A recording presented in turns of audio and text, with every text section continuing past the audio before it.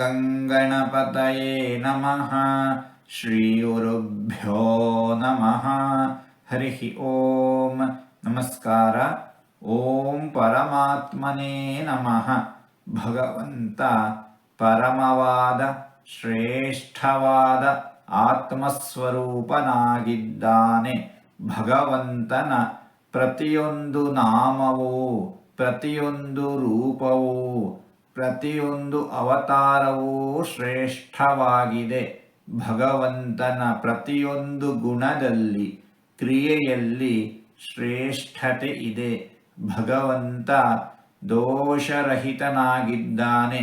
ಹೀಗಾಗಿ ಭಗವಂತ ಪರಮಾತ್ಮ ಪಾಲನೆ ಮಾಡುವ, ಸಕಲ ಜಗತ್ತಿನ ರಕ್ಷಣೆ ಮಾಡುವ ರಮಾದೇವಿಯ ಪತಿಯಾಗಿದ್ದಾನೆ ಭಗವಂತ.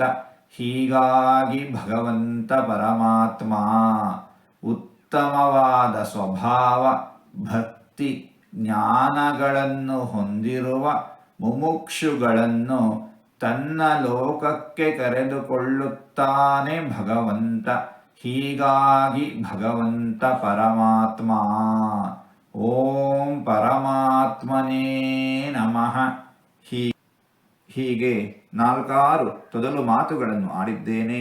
ಇದರಲ್ಲಿ ಏನಾದರೂ ತಪ್ಪುಗಳು ಇದ್ದರೆ ಆ ತಪ್ಪುಗಳನ್ನು ಬಿಟ್ಟು ಒಳ್ಳೆಯದು ಅಂತ ಏನಾದರೂ ಇದ್ದರೆ ಆ ಒಳ್ಳೆಯದನ್ನು ಮಾತ್ರ ಸ್ವೀಕರಿಸಬೇಕು ಅಂತ ಹೇಳಿ ಪ್ರಾರ್ಥನೆ.